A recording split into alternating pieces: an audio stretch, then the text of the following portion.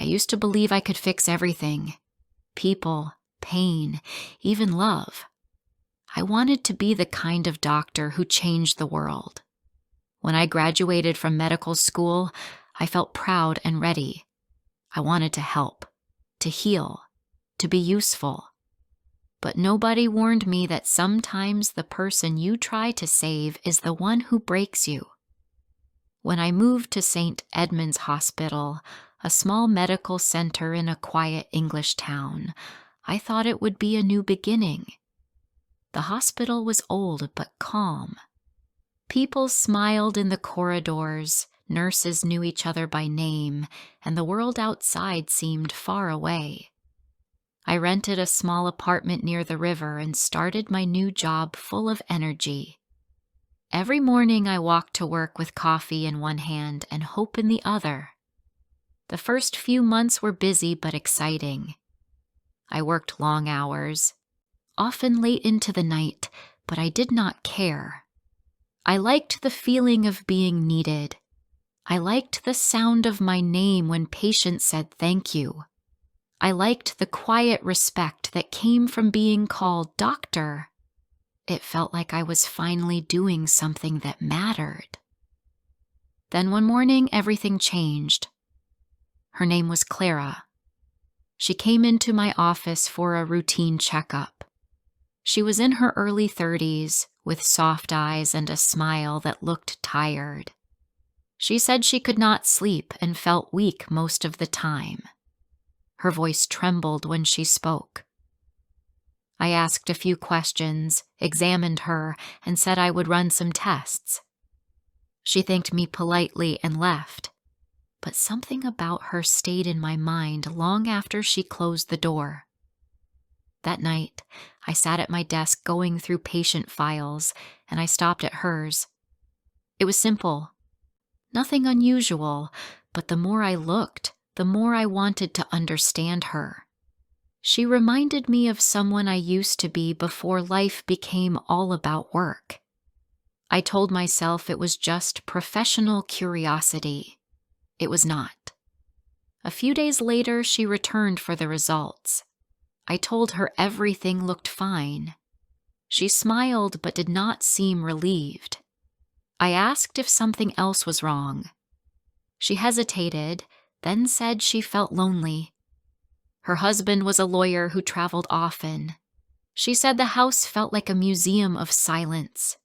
She spoke slowly, as if afraid that I would not understand. But I did. I understood too well. Before we continue, I would love to know, where are you listening from? Which city? Which country? Share it in the comments. And if you are enjoying this story, please subscribe to hear more every week. After that day, she came to the hospital more often. At first, she said it was for her health. Later, she said she just wanted someone to talk to. I tried to keep things professional, but her sadness felt familiar. We talked about music, books, and her old dream of becoming a teacher. She said she gave it up when she married. She laughed when she said it, but her eyes looked lost. Weeks turned into months. I started waiting for her visits without admitting it to myself. I told myself I was helping her, that it was my duty to care. But there was something more, something I did not want to name. She began to send small messages, small smiles. I told myself it was harmless, but it never is. One evening, she came to the hospital after hours. It was raining hard outside, and the corridors were empty. She said she needed to talk. She sat in my office, wet hair on her face, eyes shining in the light. She said her husband had decided to move abroad for work. She said he did not ask if she wanted to go. She said she felt invisible. I remember saying something kind, something meant to comfort her. But my voice was shaking too. I should have ended it there. I should have told her that doctors do not cross that line. But I did not. instead. I walked her home. We stood at her door in the rain, both quiet, both pretending we did not know what would happen next. She thanked me for listening. Then she reached out and touched my hand. That moment changed everything. After that night, I began to see her outside the hospital. At first, it was simple: coffee, short walks, long talks about life. I told myself it was friendship, nothing more. But people notice things. Nurses began to whisper. Other doctors avoided my eyes. I tried to ignore it. I worked harder, stayed later, told myself that work would hide what I felt. But it did not. The more I tried to forget her, the more I thought about her. Soon, her visits became the center of my days. I started missing meetings, skipping lunch, leaving early when I knew she was free. I told myself I could handle it. I thought love would not destroy my work. I thought I was stronger than my feelings. But I was wrong. The hospital board noticed my mistakes. They said I looked tired and distracted. I said I was fine. They asked if I was seeing a patient outside professional hours. I said no. But my voice betrayed me. I felt ashamed. But I could not stop. I told myself she needed me, but in truth, I needed her. Clara said her husband was suspicious. She said she was thinking of leaving him. I wanted to believe her.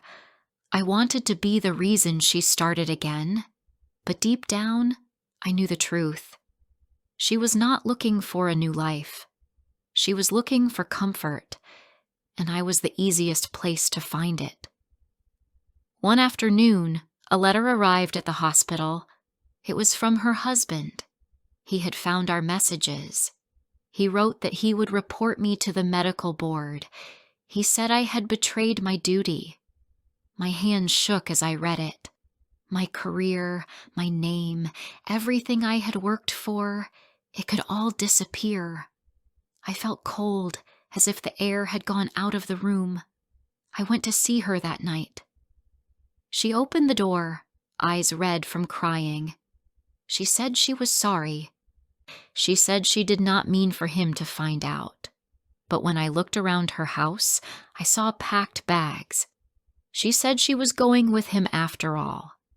I wanted to speak, to ask why, but no words came. She reached for my hand and said goodbye.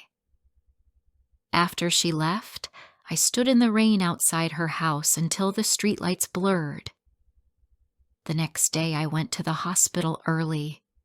People were already talking. Someone had told them. The director called me into her office. She said there would be an investigation. She said I should take some time off. I said nothing.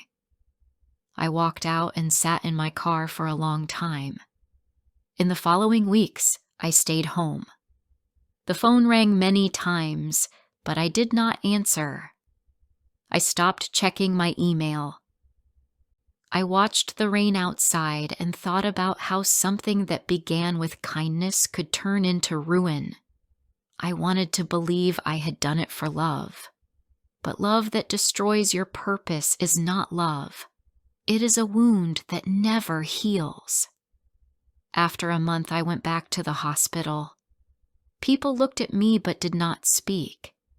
The director said I could keep my job but under supervision. I accepted.